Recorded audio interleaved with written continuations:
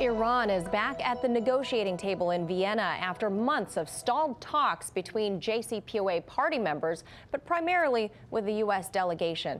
The U.S. for weeks warning publicly that their patience is wearing thin. Meanwhile, Iran saying there's no return to the deal without a lifting of all sanctions against the Islamic Republic first by the U.S.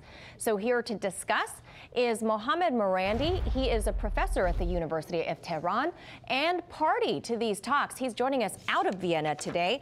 Professor, so first, I'm sure the viewers are wondering, what are you doing in Vienna, and how is a university professor a participant in these negotiations? Tell us. In 2015, during the Vienna talks back then, which lasted 3 weeks, the then Foreign Minister, Dr. Zarif, asked me to accompany him and to deal with issues such as what I'm dealing with now, being on your show, and the current chief negotiator, Dr. Bagheri, this time around has asked me to accompany him as well. So I'm here sitting with you as a result of this invitation as well. Oh, wonderful. So they've asked you to return and revive your role from back in 2015. I didn't realize that you were a party to all of that. So it's interesting to hear somebody on the inside for this. Professor, under the original JCPOA, which you were there for, Iran's uranium enrichment was capped off at 3.67%. Since the deal was effectively scrapped by the U.S., 2018, Iran has enriched 39 pounds of uranium to 60%, which is short of weapons grade 90%, according to the IAEA. This obviously making the U.S. a little bit uncomfortable. If doing so risks the deal, why would Iran do that? Well, Iran was abiding by the deal from the beginning, and the International Atomic Energy Agency reports show that. The United States was in violation from day one. From day one, Obama began violating the deal. And when Trump came to power, the Iranian central bank was unable to function in coordination with the international financial sector because Obama wouldn't have it. Behind the scenes, he was forcing banks and the international financial system not to work with Iran, which was a clear violation of the deal. And then, of course, Trump tore the deal. He exited the deal. And when he tore up the deal and left, the Europeans followed him, and they violated all of their obligations as well. The Iranians, for a whole year after this, were implementing the deal in full. And then only after a year did they begin to decrease their commitments.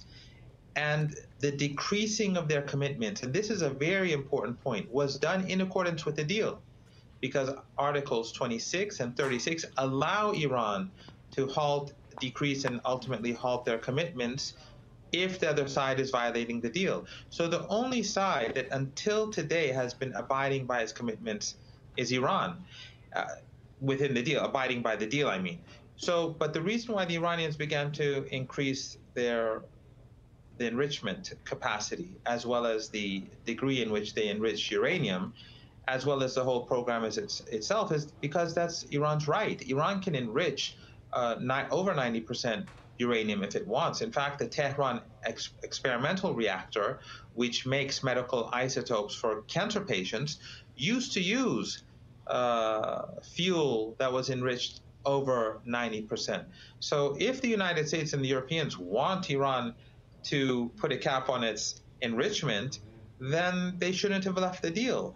And I think the Iranians have every right to put pressure on the United States and the Europeans in any possible way, especially since the Iranians are abiding by the provisions within the deal, to force them back to the negotiating table. So ultimately what happened is that they left the table, not Iran. It is time for them to come back if they want to restart the deal. And Professor, Israel's defense minister says Iran, and this is a quote, is dashing towards a nuclear weapon. How much influence are the Israelis having on these talks, especially on the U.S. delegation? Well, the Israelis have been saying Iran is on the verge of developing a nuclear weapon since, I think, 1992. And they've been saying it's months away, sometimes weeks away, sometimes a couple of years away, and they just repeat the same story. The Israeli regime has a huge influence over the United States, and the Israelis have brought about great harm to the United States because they've forced foolish policies upon the American people that have only harmed the country. For example, the Israeli regime was a strong advocate of the invasion of Iraq. Netanyahu was one of the people who encouraged the United States to attack the country. And of course, we all know that the Israeli regime, the apartheid regime, has a large number of nuclear weapons. It's not even a part of the NPT. But Iran, I mean, let me be blunt. If Iran wanted to have nuclear weapons, it would have had them many years ago. The Iranian leader said that on a number of occasions. Iran has no intention to have these weapons, but Iran is not going to give up its sovereignty. So the Americans left the deal. If they want to restart the deal, they have to go back and implement the deal. And implementing the deal means that the Americans have to remove all the maximum pressure sanctions, every single one of them, which they don't want to do. And this is the interesting thing. Biden was attacking Trump for the maximum pressure campaign, which targets Iranian women and children, by the way.